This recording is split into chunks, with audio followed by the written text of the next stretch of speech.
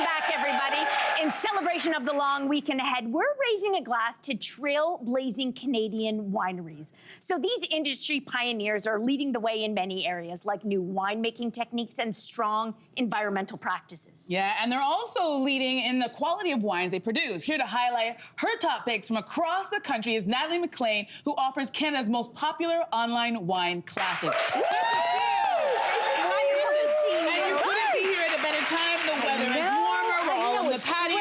Pouring a little vino, so it's the perfect timing. All right, and we're starting off in the West Coast in British Columbia. Yes. Love that. All right, so what makes Gold Hill Winery a standout for you? So Gold Hill Winery, it's a really inspiring story. So the founders are immigrants. They're Sant and Gunderloch Gill. Sorry. Mouthful. Got it. And they immigrated from India, Punjab, where they were born, in the 1980s to the Okanagan Valley.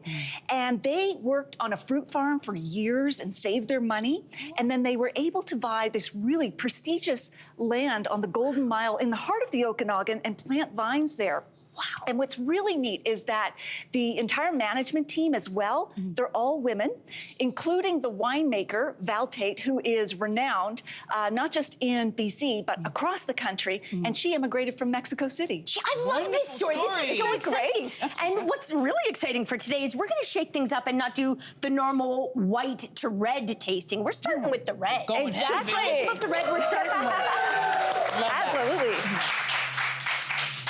So what is this red we're sipping? Yeah. Oh, this red is the Golden Hill Cabernet Franc. It's wonderful. It's full-bodied. It's got these aromas of sage and violet and dark berries. You know, and it's got a finish, I think, as long as the Trans-Canada Highway. Yeah, it really does. This it is really gorgeous. comes through. Yes. Absolutely. And you know what's great about this winery is that they age their wines for about 5 years. Yeah. And so that's not only good for, or tough, actually, for cash flow, but what it results in is wines that are really complex and layered and great for consumers. All right, well, we're off to a great start because that was fantastic. All right. I need to pace myself. All right. Yes. So next we're heading to Ontario to visit Niagara. Who are we highlighting here? All right, so we have Henry of Pelham. So, yeah, you know them, yeah? Personal friends? Yeah, okay. No. So, no. They will be after this. Yeah.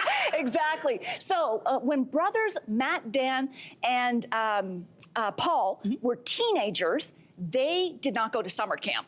They instead planted vines on the family's Niagara Vineyard, Henry of Pelham, back in the day when there was only 8 wineries in Ontario. Can you imagine just 8? Today there are more than 300 in Ontario alone, 700 across the country, by the way. Incredible. And so you can see that the property still has the old buildings from their ancestors, their forefathers from 1842. Wow. As well as, a modern state-of-the-art winemaking facility. Wow. That's fantastic. And the winery is also a founding member of Sustainable Wine Growing Ontario. Can you tell us more about that? Exactly. So this means they are sustainable when it comes to the environment, the economy, and the community. So, for example, what's really neat is that they are dedicated to wetland restoration. So they've installed some biofilters on their ponds to clean the water. Wow. And what's really cool, isn't that great?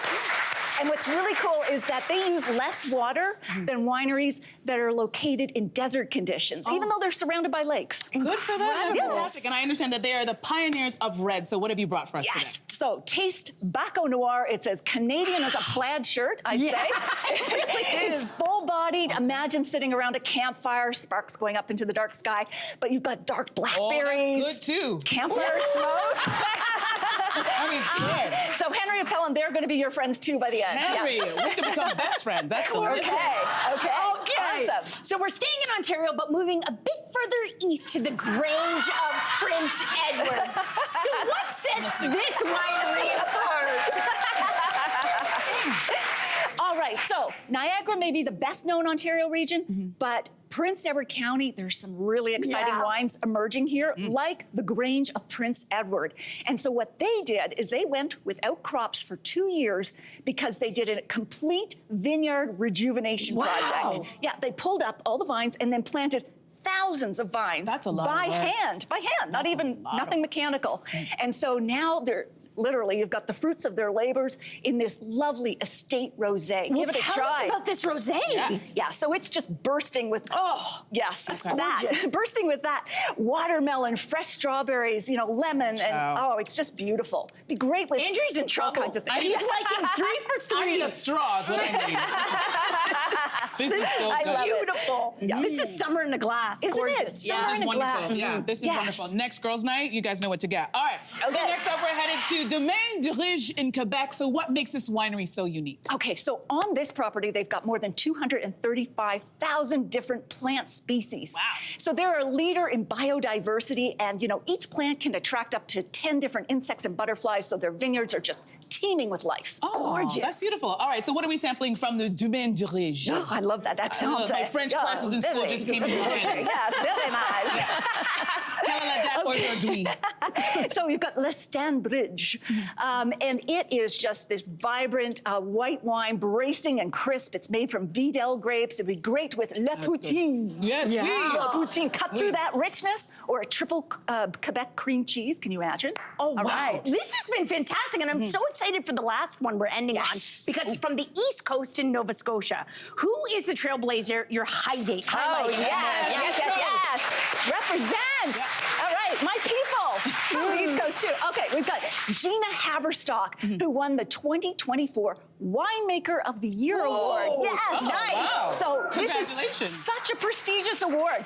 She is not only the first person outside of BC and Ontario to win it, she's also the first woman. All right, well, we Yeah. have to honor her by drinking her wine. Yeah. So you brought us Gina's aromatic white to try. Yes. So this is her Tidal Bay Gaspereau Vineyards, Tidal Bay. It's like ocean spray in a glass. It's so beautiful. It's crisp, it's floral, it's, you know, refreshing. Can you imagine this with steamed lobster and melting butter? Wow. Yes. This would go Yeah. so nice. Oh, nicely. this is very good. Oh, This it's is so pretty. beautiful. Yeah. Natalie, thank you for sharing all Cheers, of Natalie. these. Cheers to the long weekend, everyone.